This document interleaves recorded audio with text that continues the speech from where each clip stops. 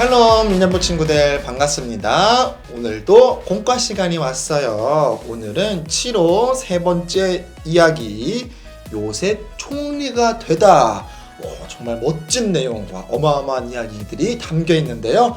공과로 한번 만나보도록 할게요. 오늘의 미션, 감옥에 갇혔던 요셉이 하루아침에 총리가 되었다. 오늘 애굽에 있는 신문 1면지를 보아하니까 바로 왕이 요셉에게 애굽에서 너보다 높은 자는 나뿐이다. 요셉이 2인자가 됐어요. 왕 다음에 총리가 됐습니다. 요셉도 놀라가지고 감옥에 있던 사람이었는데 하루아침에 제가 총리요? 이거 완전 특종감이죠. 신문에도 써있죠. 특종, 새로운 총리 요셉. 감옥에 있던 요셉이란 자가 애굽의 총리가 되었다. 하루아침에 요셉이 총리가 어떻게 되었을까요? 그 이유는 성경에 아주 잘 나와 있는데요. 성경 이야기로 바로 가봐요. 포착! 성경 이야기. 감옥에 있던 요셉이 어떻게 총리가 되었을까? 이 친구들 설교를 통해서 잘 들었겠지만 다시 한번 우리 보기 빈칸에 말씀을 채워가면서 보도록 할게요. 보기를 몇 개 있냐 보니까 7, 꿈, 종리 7 네 가지 단어를 기억해 주시고 첫 번째부터 하겠습니다. 애굽의 왕 바로는 이상한 꿈을 꾸었어. 꿈 내용은 알 거예요. 하지만 아무도 꿈을 해석할 수 없었지. 그 누구도 꿈을 해석하지 못하고 있었어. 두 번째로, 근데 그때 술 맡은 관원장은 요셉이 생각났어요. 설교에서 얘기했던 것처럼 나중에 생각이 났죠. 그리고 바로 요셉 이야기를 왕한테, 왕이시여, 네모를 잘 해석하는 사람이 있어요. 왜 굉장히 확실합니다. 이 친구가 제일 잘 해석해요. 뭘까요? 총리를 해석해요? 치를 해석해요? 아니죠. 왕이 꿈을 풀지 못한 것처럼 꿈을 잘 해석해주는 사람이 있어요. 그러자 요셉이 바로 왕의 명령으로 감옥에서 나가서 왕의 앞에 딱 나아가서 자신감 있게 하나님이 주시는 지혜로 해석합니다. 왕은 지혜 있는 사람을 택해. 몇 년이에요? 7년이죠. 7송아지였으니까, 7소였으니까 7년의 풍년 동안 5분의 1을 저장하여 또 몇 년의 흉년을 대비한다고요? 7년, 똑같이 7년입니다.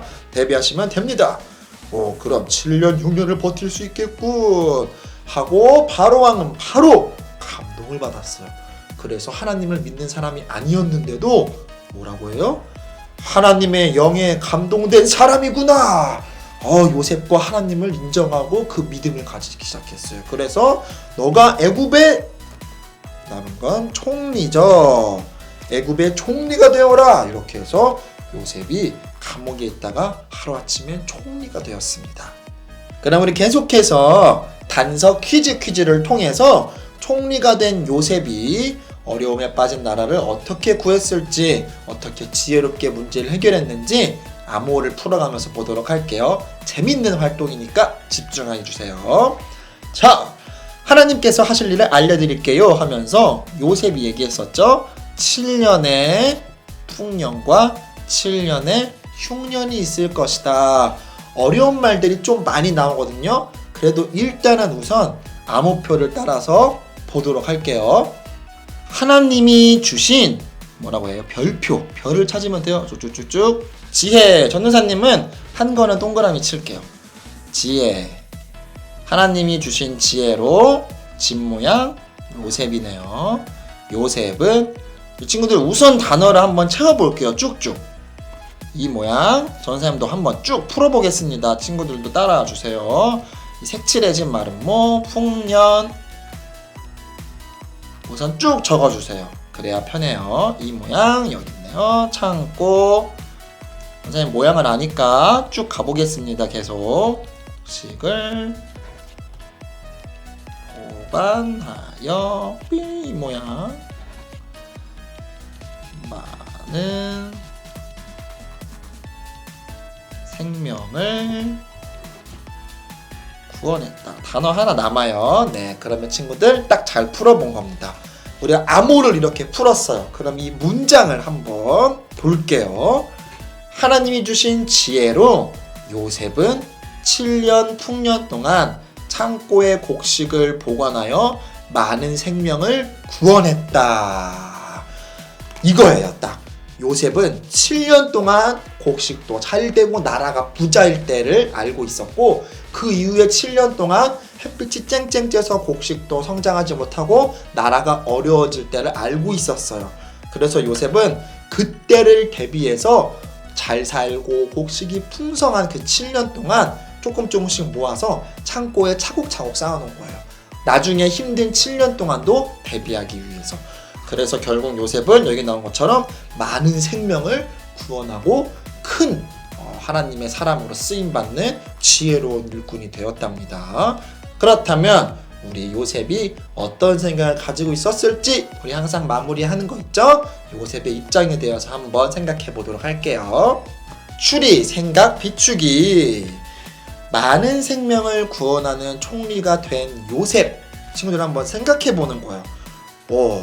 하나님이 주신 지혜로 꿈을 해석하고 총리가 되어서 단순히 그냥 요셉이 막 아무렇게 한 게 아니라 7년의 시간 동안 지혜롭게 사람들을 관리하고, 또 사람들이 아니 이 곡식 다 배부르게 먹을 건데 왜 자꾸 조금씩 모으자 하는 거야, 막 이런 얘기한 사람도 있었을 거예요.